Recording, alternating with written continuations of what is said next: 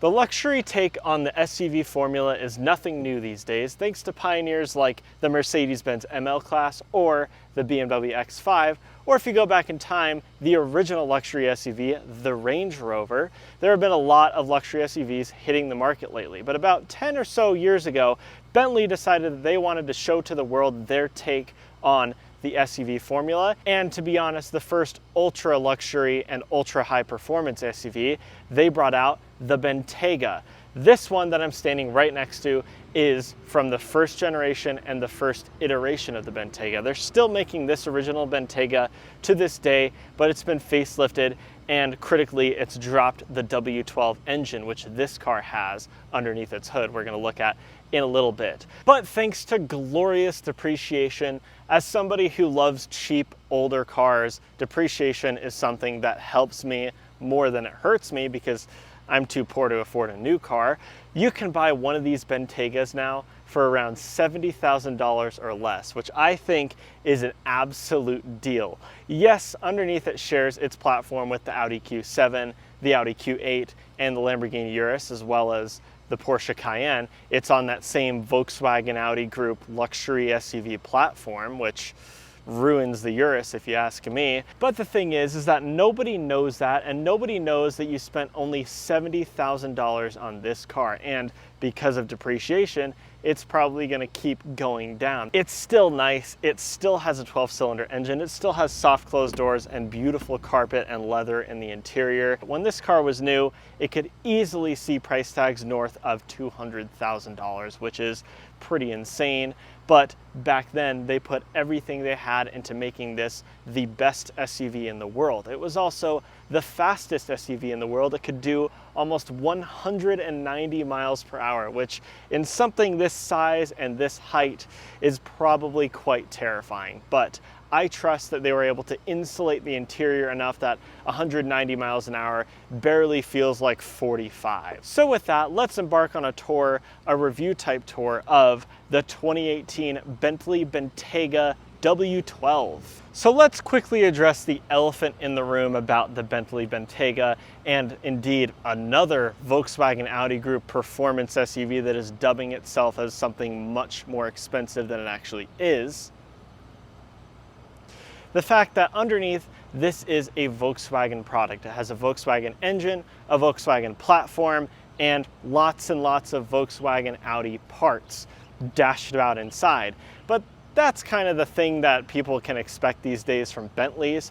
I mean, the original Bentley Continental Flying Spur was just the Volkswagen Phaeton, but with a different body and different badges. And that holds true to this day with most Bentleys. They share lots of parts with Audis and Volkswagens, including engines, infotainment systems, all that stuff. And when it's $250,000 or whatever, I can understand that being a little bit of a problem when the salesman is trying to sell you on all the nice leather and all the nice features that it has that it just shares with Audis. But when it's $70,000 for a car that looks this stately and expensive and has a W12 underneath the hood, I think at this price point, I can forgive its Volkswagen Audi-ness for sure. And when it comes to looks, it was a bit controversial when it came out, but I have to say, this earlier Bentayga, in my opinion, has aged incredibly gracefully. I find it to be an absolutely gorgeous SUV. I think they did all the proportions right. The lights on the front and that grille look amazing. At the very back of the car, it's a little bit weak. It has basically what look like just regular standard taillights, and from the back, it would be hard to tell it apart from a regular mainstream SUV. They didn't do a very good job making the back of the Bentayga look Bentley-like, but overall, it's still a quite nice looking car. I think this is where they had it right because it looked just understated enough, but just expensive enough that it was in a sweet spot. And in black like this, with the chrome accents and things and the chrome on the grille and back here around the license plate, it's just a really beautiful looking SUV. And again, it was the top of the market, the most expensive, the most luxurious, the fastest luxury SUV that money could buy, until Rolls-Royce brought their luxury SUV, the Cullinan, into the equation, and it sort of made the Bentley look like an Audi Q7 more than any car ever could. So with the facelift, they tarted it up like I said, and made it look more expensive and more stately. But to me, I prefer the understated look of this car and the W12 engine underneath the hood, which I keep mentioning. Moving on with that, let's go into talking about practicality. Moving around the back of the Bentley Bentayga, let's pop the electronic tailgate to reveal the cargo area on the inside. Now, it's worth noting one thing real quick. The Bentayga in this state was offered in a couple different seating configurations. You could get a 4-seater, which was super luxurious with individual chairs that would cocoon you in absolute luxury, or you could get this one, the 5-seater, which is a bit more consumer oriented with a big cargo area that we're about to look at. And you could also get a 7-seater with a 3rd row of seats, which is interesting. So let's move on, pop the electronic tailgate, which is what you should expect if you're spending this kind of money on a Bentley vehicle.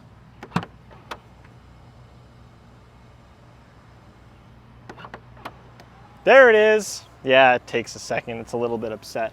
That's my iPad that records my audio. Ignore that. Okay, so we look inside and we can see a large cargo area, as you'd expect for a car of this size.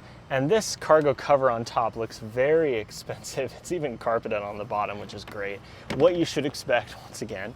And you look inside and you see the entire cargo area is lined with this carpeting, which looks nice in this car, but I can't help but think if I walked into a cheap house that was up on the market that had been around for a while for a reason, it would have this carpet.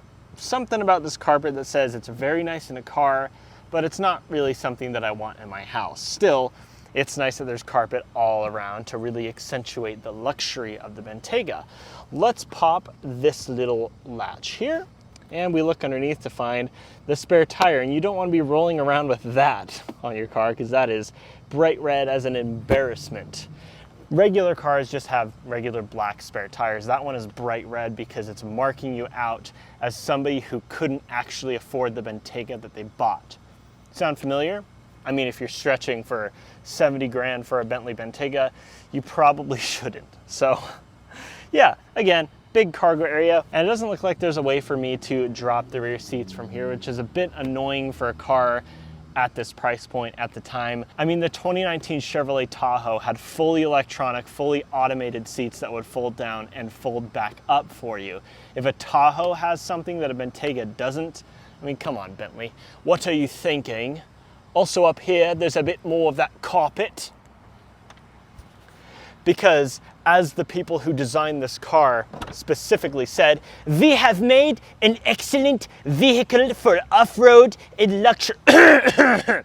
We have made an excellent vehicle for off-road and luxury, as we are being Bentley, and we are definitely not All right, I'm just gonna get in the back. Let's check out the back seat room of the 2018 Bentayga. This seat is moved pretty much all the way back where I would sit if I was sitting in front. I'm 6'3", so I'm quite tall, but that doesn't matter in the back of the Bentayga because it's all about luxury for every passenger here. So I've got plenty of legroom, plenty of footroom, and just enough headroom up top. And when I look around, all I see is just this gorgeous leather and beautiful materials. I mean, even these plastic tabs in these cup holders feel nice. And I know if I'm in a Bentayga, I'm gonna be going to Starbucks every day because I can afford that Frappuccino daily. So I'm gonna be going there with my friends, paying for them because I can afford it. And they're gonna be putting their Frappuccinos back here, where these plastic tabs will hold them luxuriously and gracefully in place. And even then, like I said, they feel nice back here. And you look at this seat and it's just gorgeous quilted leather with this lovely stitching diamond pattern to make it look really nice. And just in case one of your rear passengers thinks he's smart and funny and he says, yeah, but it's just a Q7, you see that? They don't put the Bentley logo on the back seat of an Audi Q7, do they? They definitely don't. So these seats are pretty basic, to be honest. It's what you'd expect from a 5-seater SUV of any kind, one that you're just gonna be throwing your kids in the back of, but it's still quite comfortable and nice materials. Moving on to the door panel, more nice materials. You've got contrast white stitching everywhere, even on this grab handle here. More of this quilted leather and this diamond pattern right here on the door panel. And everywhere you touch, even down here, even at the very bottom of the B pillar, where it's plastic in literally every car. Every car, this is plastic. It's just this nice leather down here. I mean, that's something that your foot's gonna hit and your shoe can't feel whether it's cheap plastic or leather. It's just super, super nice, even down at the bottom. I'm actually quite impressed by that. And then you've got this lovely gloss black trim right here. This is a gorgeous door panel, and everywhere you touch, everything you feel, oh, there it is. There it is. There's plastic there. That is the only place I can find plastic that doesn't feel very nice. I guess, yeah, even this grab handle feels quite nice. And this, even the headliner is leather, because that's what you get when you spend only 70 grand on an old Bentayga. It's just the greatest thing ever. Looking in the center here, there is a slight transmission hump in the floor, but because this car is quite tall, it's not really that big of a problem. You move up from that and you have two little 12-volt cigarette style charging outlets back here. No USB-C or USB-A or anything, which is a bit weird to see, but they put extra effort into making the covers even more luxurious looking so that you wouldn't miss having a USB-A or USB-C outlet there. And then up from that, you have what almost looks like a climate control system that shouldn't even be here, but it also incorporates controls for your seats, where you have heated seats back here. And there's one tab that says Entertainment. And I am intrigued by the Entertainment menu, but I open it and it's just the radio controls. So you actually get a surprising amount of control back here for a tiny little screen such as that. I thought it was just climate, but going into it, it's got a little bit more. But honestly, where you want to be in a W12 Bentayga is up front. So let's do that. Ah, yes, the business end of the Bentayga. This is where you want to be, because was that an Audi warning chime that I heard when I got my Bentley? This is where most of the Audi stuff makes itself quite visible. Let's take this infotainment system to start with. It's a bit dated at this point. Again, it's from 2018, but it has some of the basic information and things that you want to do. A menu for your car that shows you your all-terrain information. I mean, when have you ever seen all-terrain information, including an inclinometer in a Bentley? These are changing times, people. You also have navigation system. It's basically just what you'd expect, and it is the exact same system that Audi uses. And on the latest Bentayga, the 2025 Bentayga, it's the latest Audi infotainment system. And then you move over to the screen in the center of the gauge cluster, which is basically shared with Audi as well. It shows the sort of information that you'd expect. It has your trip information. It can show you a map. It can show you various different bits of information, as well as the buttons on the steering wheel. What is also taken straight out of Audis and Volkswagens, and it's not something I'd normally bring up, but when it's a $200,000 SUV new, it's something to complain about. The turn signal and wiper stock are so clearly taken out of something like a Volkswagen Jetta that I think it is totally unacceptable. As you can see, they're just complete plastic piles of trash, and it's not like it's something that you touch very often. I mean, come on, I don't know why on high luxury cars they don't start with making the turn signal and wiper stocks feel nicer, because you're touching them all the time. And when you're in this car, and they made so much effort to even make the very bottom of the B pillar leather and not plastic, you'd think that they should start with something that the driver actually touches with their hands more often. So you've got plastic turn signal wiper stocks, which have these little aluminum chrome buttons on the end to try to fool you into thinking that it's a nicer turn signal stock. I mean, give me a break. That is not nearly enough. You also have plastic buttons over here in the center to control your climate control and the infotainment system that I just showed you a minute ago. These shouldn't be plastic in something that's this expensive. Even when it's 70 grand, it's a little bit yikes. There's also some more plastic buttons down here around the gear selector, including one for your air suspension and one for your traction control off and hill descent control on the left. And I touch down here, again, where my hands are never gonna be ever in a million years. And they made sure to make this feel nice and expensive like leather, but they didn't do the turn signal and wiper stocks. They didn't do the buttons for the climate control or the infotainment system. I mean, are you serious, Bentley? Like, what is this about? We can forgive plastic down there.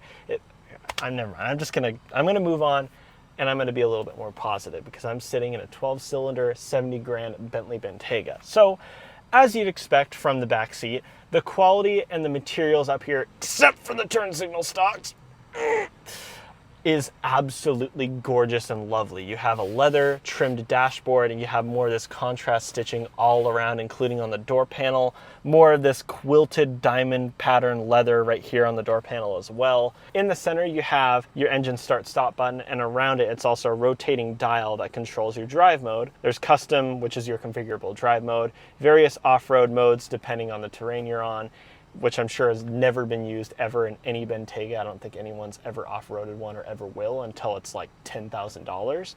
And then on the left, you've got comfort mode, sport mode, and Bentley mode. That's not something that you see in an Audi Q7, that's for damn sure. You have Bentley mode right there, and that is what this car is going to stay in for the remainder of the video, even though I have no clue what Bentley mode actually does. Sure, the commenters will let everybody know.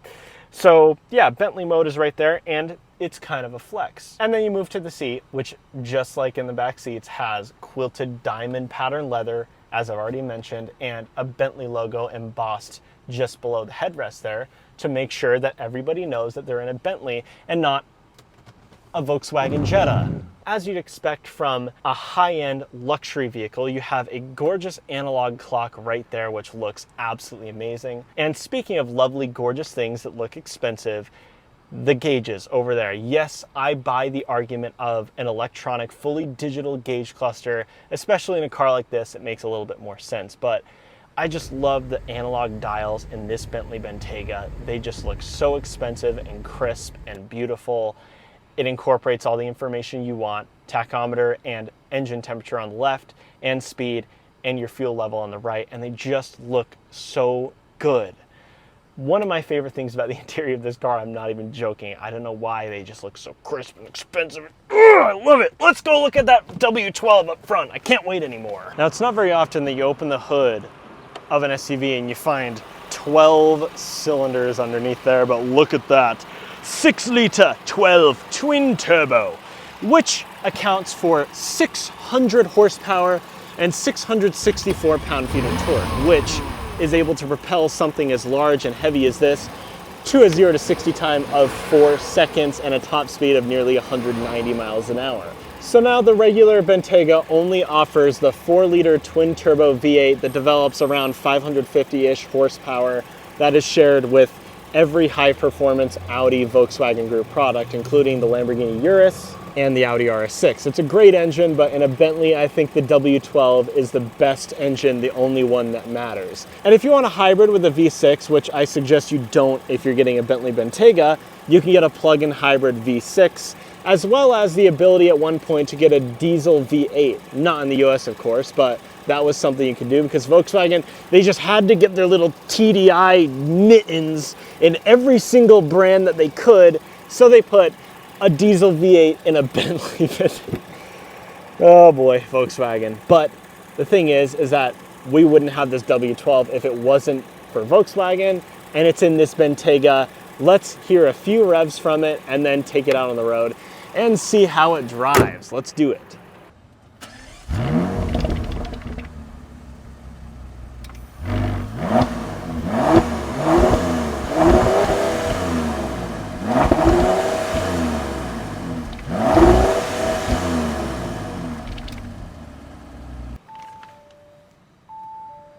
Do you hear that?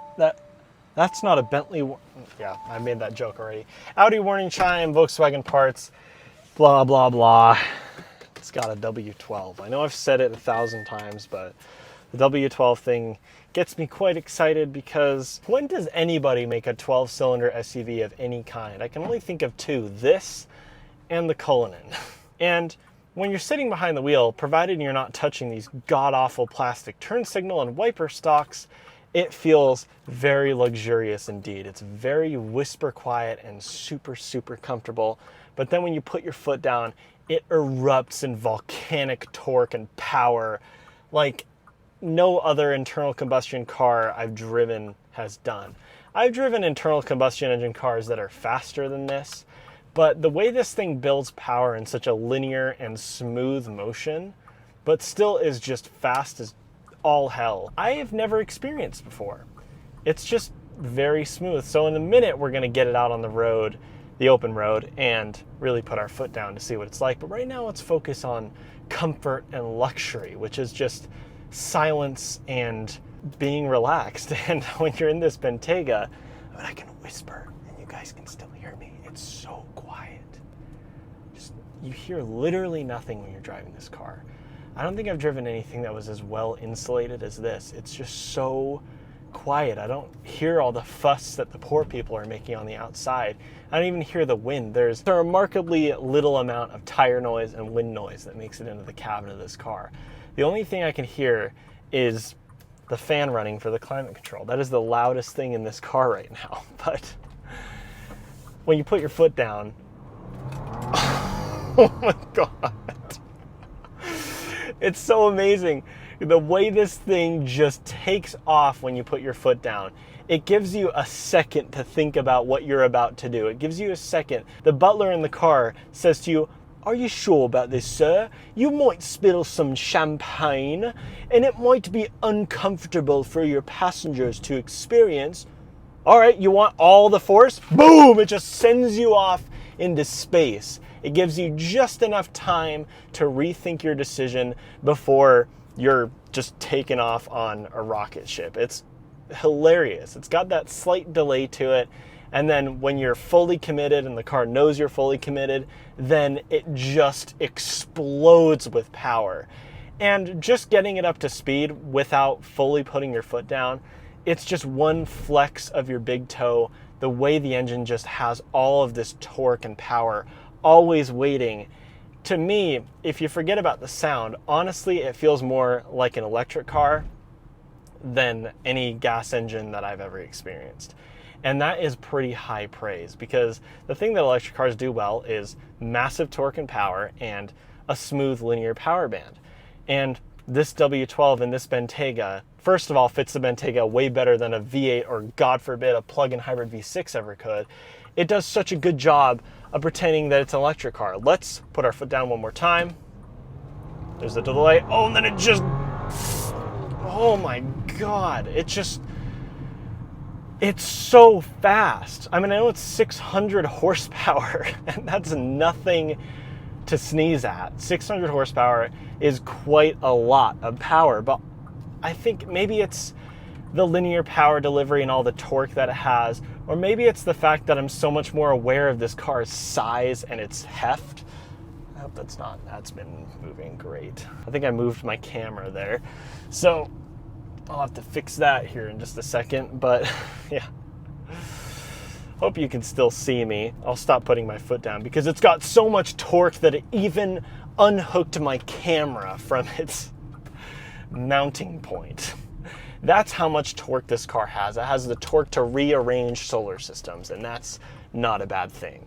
Just kind of might have ruined my video a little bit, but that's okay. Just endless praise for this engine, and I think it fits this car amazingly well because it's so smooth and whisper quiet. When you don't want it to be intrusive and annoying, then it stays in its own little corner and it just silences down to the point where you forget that it's even there. Put your foot down and then it just kicks you in the back with so much torque and power that it's just insane. It's one of the best well-rounded engines that I've ever experienced, and I can't think of anything negative to say about it. And then again, I'm just driving along 34 miles per hour, and it's so quiet and it's so comfortable and it's just so stately. I feel like I am the king of everybody. I could buy this entire neighborhood, move everybody out into a different neighborhood, buy that neighborhood too, move everybody out into a different country, and then buy that entire country and then just pave it down and make it a Walmart parking lot. That's the feeling that you get when you're driving this car, and it costs $70,000. This one is up for sale right now for $69,995, and it's just such a steal for that money. 38,000 miles, and I know it's a Bentley, so reliability in the long term might be a little bit, but I just can't think of a better way to spend $70,000. I really can't. So with that being said, I'm going to end that video there. I hope everyone liked and enjoyed. I hope you all have a fantastic day. Like, subscribe, do all the normal YouTube stuff, and I'll see you guys in the next video. Bye-bye.